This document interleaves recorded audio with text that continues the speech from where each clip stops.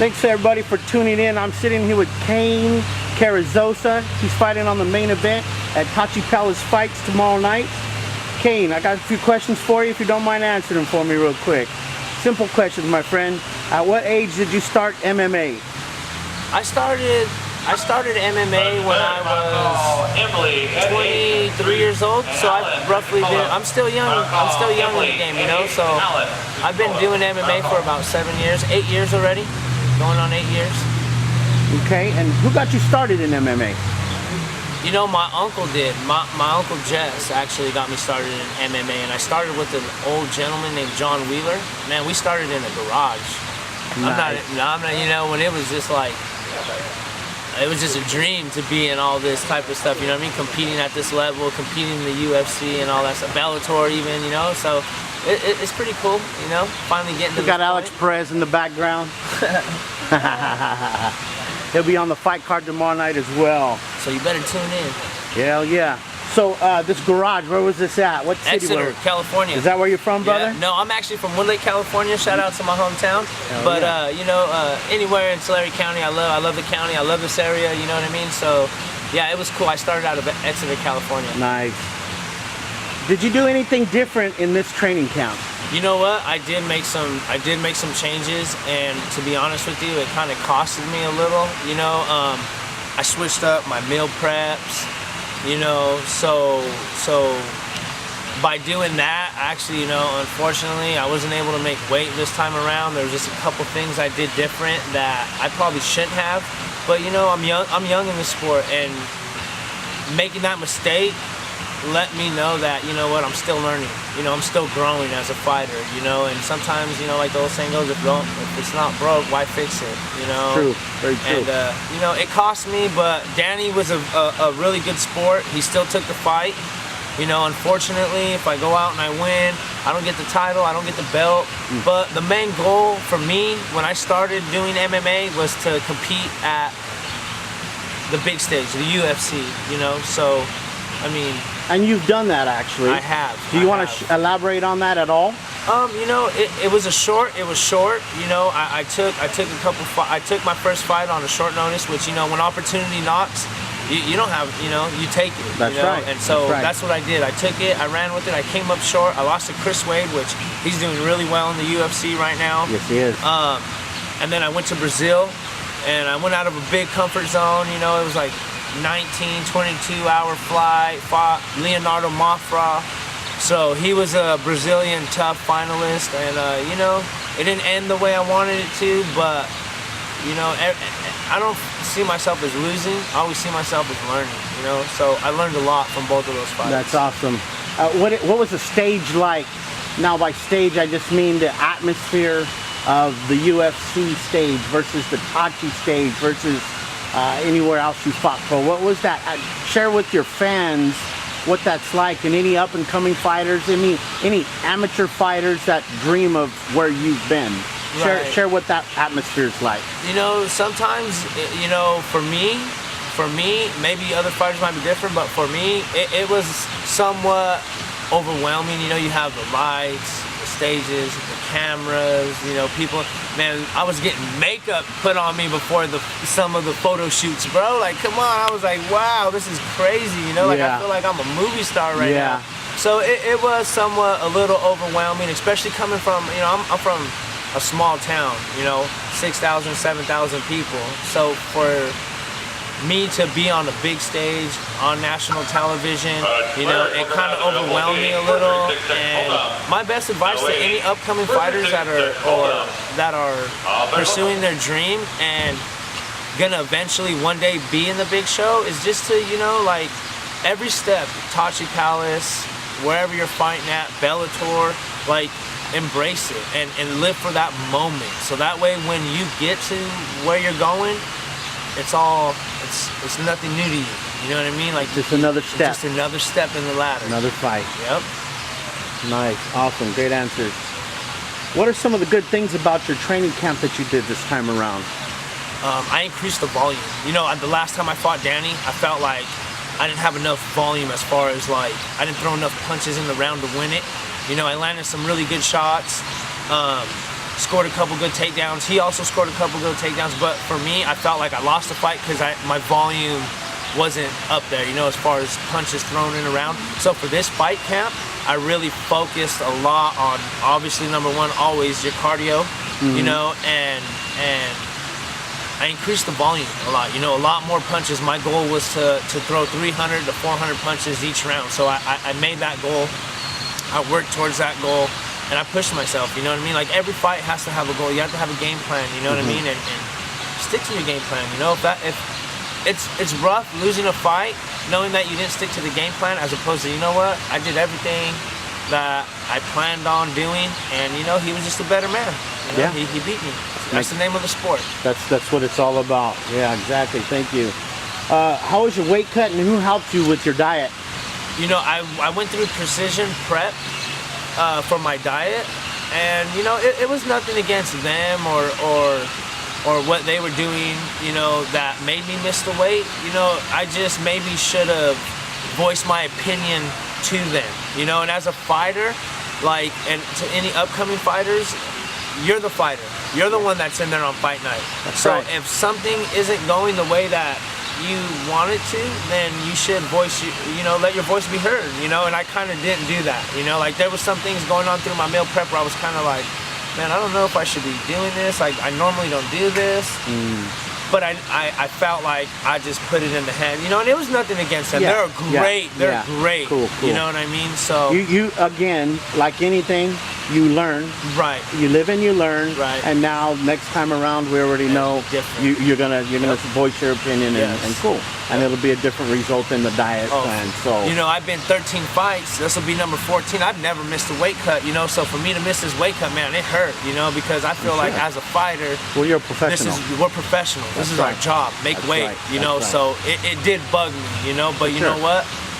That's water under the bridge now. Now I need to focus on the fight tomorrow night, you know. Yeah. Who inspires you to keep training so hard for a fight? Who's your inspiration? What's your inspiration? Is there any inspiration? You know, I have a lot, you know, like I come from I came from a family that was struggling, you know, when I was younger, you know, so it was always hard for me growing up.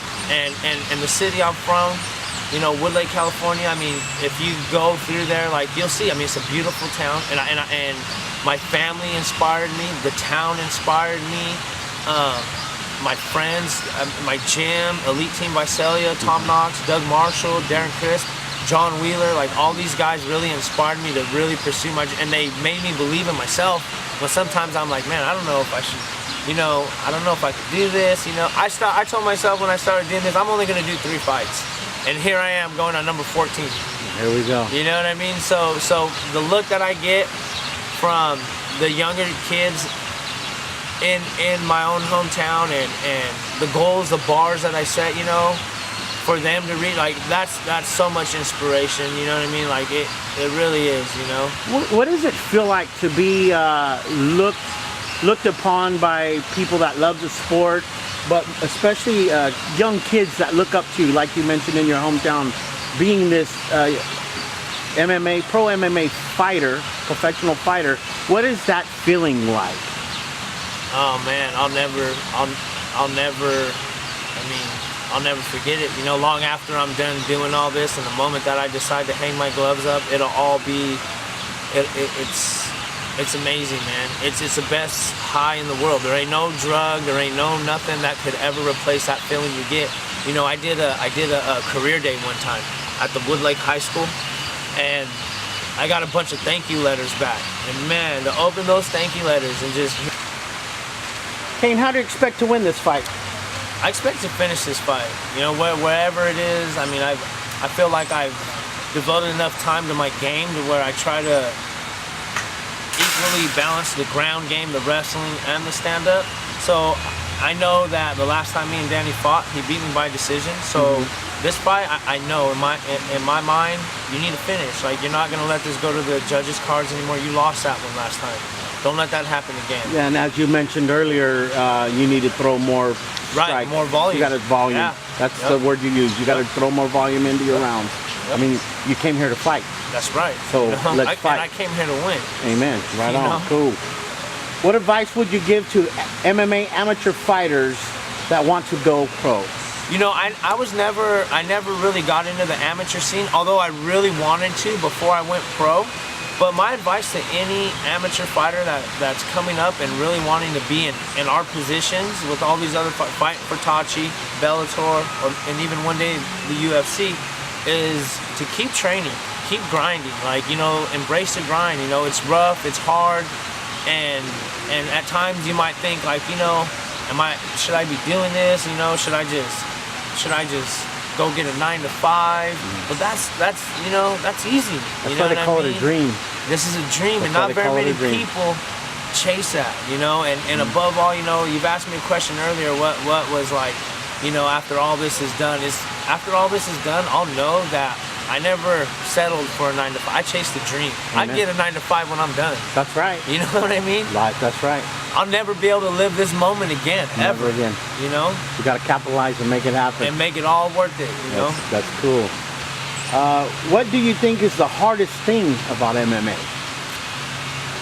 The hardest thing about this whole game. about this whole fight game is gonna be, you know, balance. Like, you need to balance your fight life with your personal life. If you're married, if you have kids, because sometimes this fight life takes a lot from you. You know, I mean, it requires you to constantly be in the gym, constantly training, constantly cutting weight, constantly eating right. So the discipline to balance your life out with your family or your significant other, as well as the gym, that's key. Because if things aren't right at home, you have a rough day in the gym, man. No you know doubt. what I'm saying? Yeah. And your mind, you know, this is a mind game, you know, and this is chess, not checkers, and you need to be well balanced outside the gym as well as inside the gym. So to any fighter coming up, my best advice would be just to balance your life and your fight life as much as possible.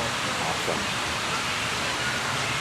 When you're not training, what do you do to relax, have fun, have a good time? What do you do when you're not training? When I'm not training, I like to spend a lot of time with my goddaughters, Madison and Michaela. I like to spend time with my nephews, you know, Joaquin Maddox, and, you know, my sister.